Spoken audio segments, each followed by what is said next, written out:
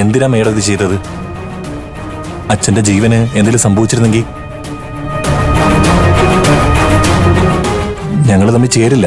അത് ശരിയാ, വഴക്കിട്ടിട്ടുണ്ട്, തല്ലാൻ കൈ ഊങ്ങിയിട്ടുണ്ട്. പക്ഷേ ഇങ്ങനെയൊന്നും ഞാൻ ചിന്തിച്ചില്ല. എന്തെങ്കിലും തെറ്റായി സംഭവിച്ചിരുന്നെങ്കിൽ. Cool Aravind, cool. അങ്കിളിനൊരു ആപത്തുണ്ടാവാൻ ഞാൻ സമ്മതിക്കൂ? ഇങ്ങനെ ചെയ്യും മുമ്പ് ഒന്നല്ല 1000 വട്ടം ആലോചിച്ചിട്ട് തന്നെയാ ഞാൻ ചെയ്തത്. എനിക്കറിയാവുന്ന ഡോക്ടറുടെ അഡ്വൈസ് തേടിയിട്ടാ ഡോസ് എത്ര വേണമെന്ന് തീരുമാനിച്ചതും.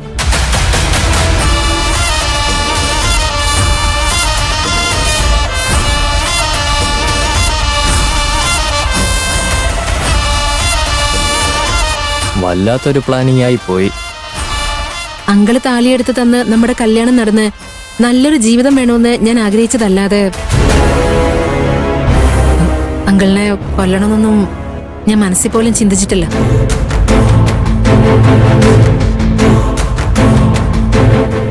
ഇതെന്റെ വാശി ജയിക്കാൻ വേണ്ടി മാത്രം ചെയ്തതല്ല. അരവിന്ദന്റെ അച്ഛൻ താലിയെടുത്ത് തന്ന് അതെന്റെ കഴുത്തിൽ വീണാലേ അരവിന്ദനും ഒരു വിലയുണ്ടാവും.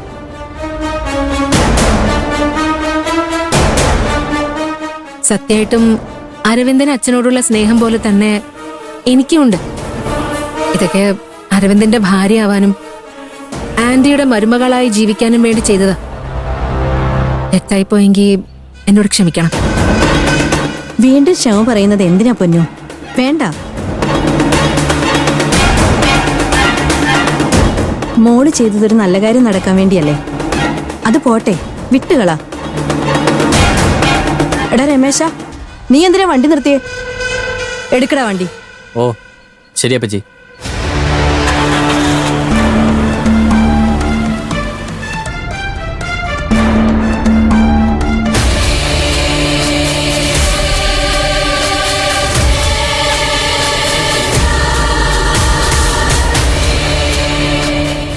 ആലോചിച്ചു നോക്കിയാ മോളുടെ സ്ഥാനത്ത് ഞാനാണെങ്കിലും ഇങ്ങനെയൊക്കെ ചെയ്യും.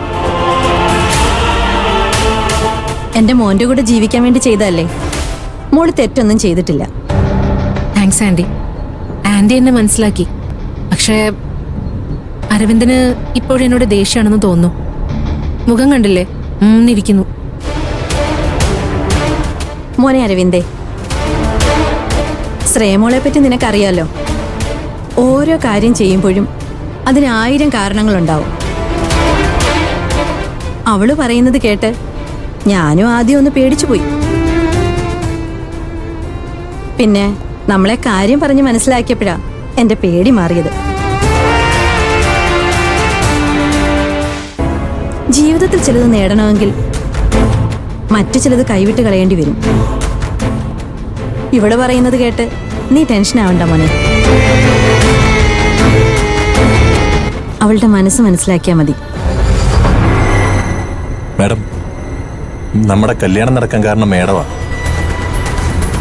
അതൊക്കെ ആലോചിക്കുമ്പോ ഈ കാര്യം മറന്നു കളയാനാ എനിക്ക് തോന്നുന്നേ. പക്ഷേ ഇനി ഇതുപോലൊന്നും വേണ്ട. ഒരബദ്ധം പറ്റിയാൽ മതി, നമ്മുടെ കുടുംബം മുഴുവനും ഇല്ലാതാവും. ഇനി എന്തിനു ചെയ്യണം? അതിന്റെ ആവശ്യമില്ലല്ലോ. നമ്മൾ വിചാരിച്ചത് നടത്തിയെടുത്തില്ലേ.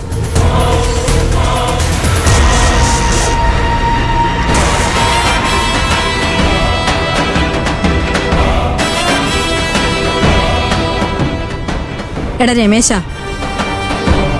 ഇക്കാര്യം നമ്മൾ ഇത്രയും പേരല്ലാതെ മറ്റാരും അറിയാൻ പാടില്ല. അറിഞ്ഞാ അപ്പച്ചി മനസ്സിലായി.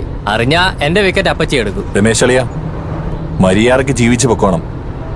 എടാ അരവിന്ദേ, കുടുംബത്തിലെ കാര്യങ്ങളൊന്നും രമേശ് ചേട്ടൻ ആരോടും പറയില്ല. അതെ അതെ, പറയില്ല.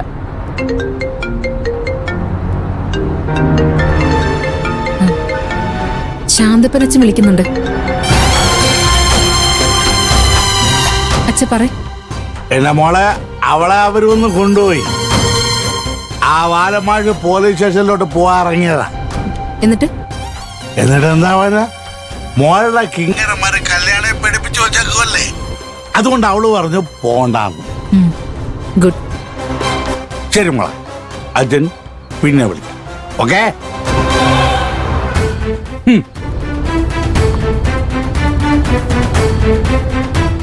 ഈ കല്യാണം ശരിക്കും ആഘോഷിച്ചത് ശാന്തപ്പ മാമനാ.